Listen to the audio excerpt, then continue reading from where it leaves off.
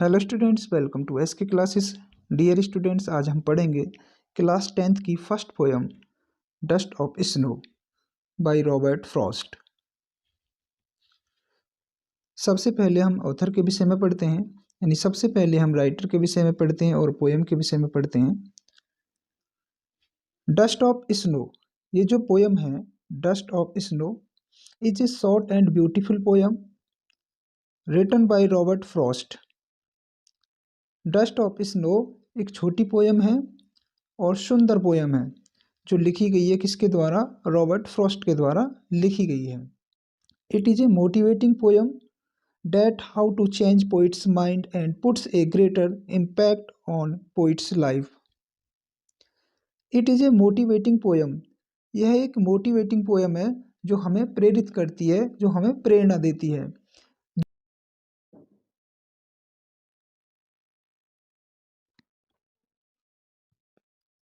In the dust of snow poem, the poet mentions a crow, snow and hemlock tree। यानी कि इस poem में जो poet हैं वो मेंशंस करते हैं, किसका करते हैं? एक कौवा का करते हैं, स्नो बर्फ का करते हैं, और हेमलॉक ट्री एक धतूरे का पेड़ होता है। ये जो हेमलॉक ट्री होता है ये जहरीला होता है, इसका वर्णन करते हैं।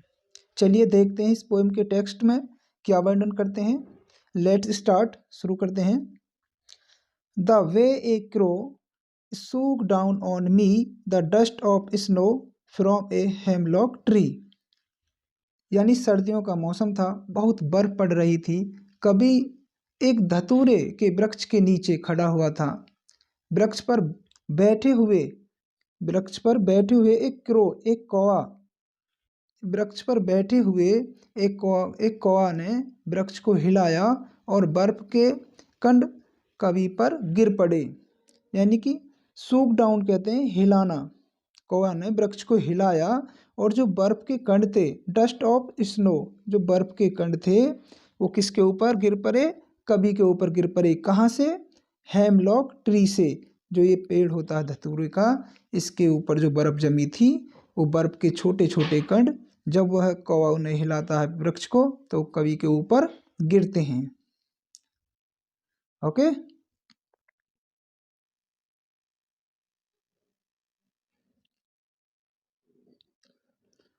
has given my heart a change of mood and saved some part of a day I had rued।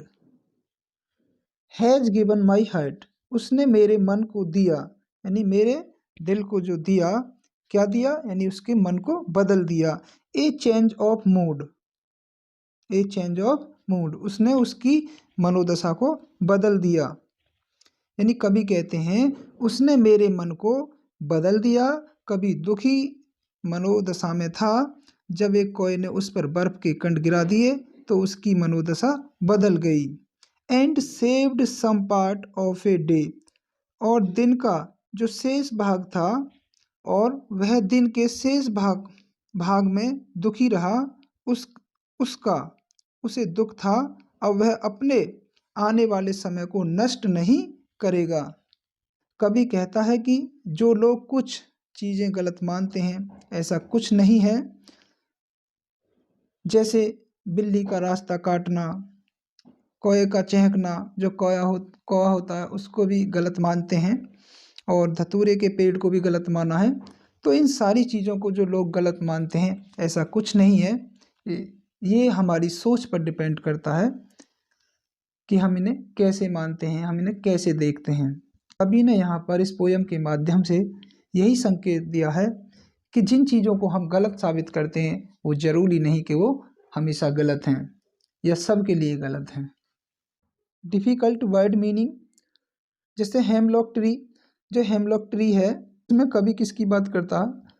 जहरीला पेड़ होता है, ये किसका होता है? धतूरे का होता है, इसे जहरीला मानते हैं। क्रो कहते हैं कौवा, क्रो कौवा। डस्ट कहते हैं कण। मूड कहते हैं मनोदशा या मन की दशा। र्यूड कहते हैं दुखी रहना। र्यूड मीन्स दुखी रहना। तो इस पोएम की ये डिफ़िकल्ट वर्ड मीनिंग है। ओके,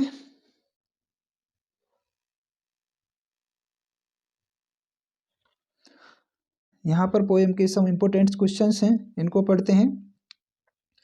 क्वेश्चन नंबर फर्स्ट है, who is the poet dust of snow. ये जो डस्ट ऑफ स्नो पोएम है, इसके कवि कौन हैं? आंसर, इसके कवि कौन है? Robert Frost. कौन है? Robert Frost. What is the hemlock tree. जो हेमलॉक ट्री था पोएम में जिसका कवि ने जिक्र किया है, वो क्या था? ए hemlock tree is a poisonous tree with white flowers. It is a generally stand for सोरो। यानी कि ये जो हेमलॉक ट्री है, ये कैसा ट्री है? पॉइजनस, यानी जहरीला पेड़ है। और इस पे कैसे फूल आते हैं? इस पर सफ़ेद कलर के फूल आते हैं। ये जनरली किसका संकेत करता है? इसे हम दुख का प्रतीक मानते हैं। जो पॉइजनस है, इसका मतलब क्या होता है? जहरीला होता है, जहरीला।